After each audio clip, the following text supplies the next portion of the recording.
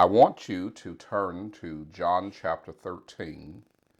I like to focus on three verses, verse 2, verse 26, and verse 27. Again, John chapter 13, verses 2, 26, and 27. While you're turning to John, I want you to think about your home, for example. You ever find yourself wondering how something got in your home you didn't want there?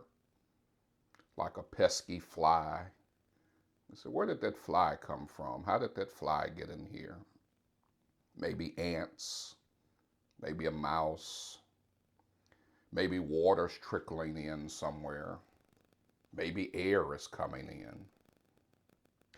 Any of those things that have been mentioned, in order for them to get into your home, they have to find an opening. Have you ever wondered why the devil gets into our hearts? It's because he finds an opening. Let me give you an example of this. In John chapter 13 and verse number 2. And supper being ended, the devil having now put into the heart of Judas Iscariot, Simon's son, to betray him. Verse 26, Jesus answered, He it is to whom I shall give a sop when I have dipped it, and when he have dipped the sop, he gave it to Judas Iscariot, the son of Simon. And after the sop, Satan entered into him. Then Jesus said unto him, That thou doest, do quickly. Let's understand the narrative here. Jesus is dining with his disciples on the eve of his arrest. This is known as the Last Supper. He announces that one of them would betray him. Turns out that Judas Iscariot is fingered as the man. The word sop there has reference to a morsel of bread. And so Jesus says, the one that I give this bread to, it's going to be him. But what's interesting is back in verse number 2, when it says Satan put in the heart of Judas Iscariot. Let me help us to understand that the devil seeks an entry into our homes. I'm not talking about the physical structure. I'm talking about our hearts, our minds. He recognizes that if he can get an entry, it will affect so many things about us and accomplish his satanic purposes. There are two types of ways that the devil makes entry. There's intellectual entry.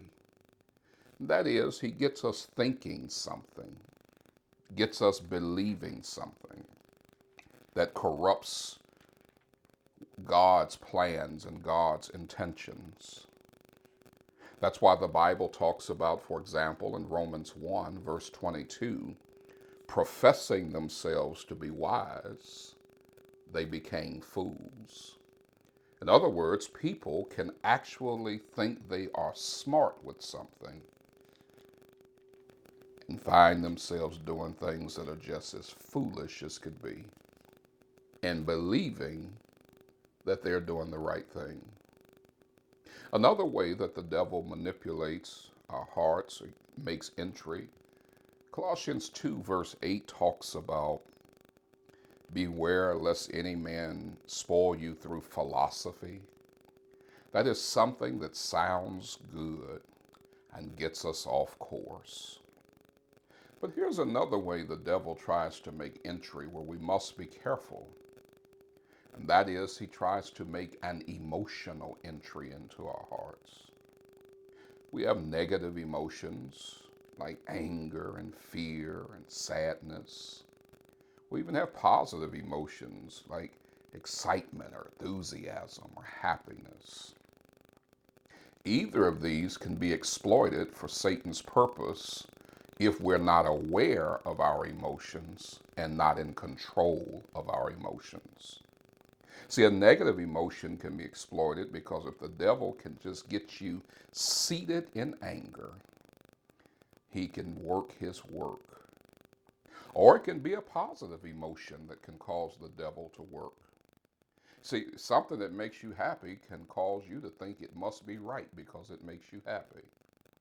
The devil gets excited because the standard is no longer what is right. The standard is what we feel.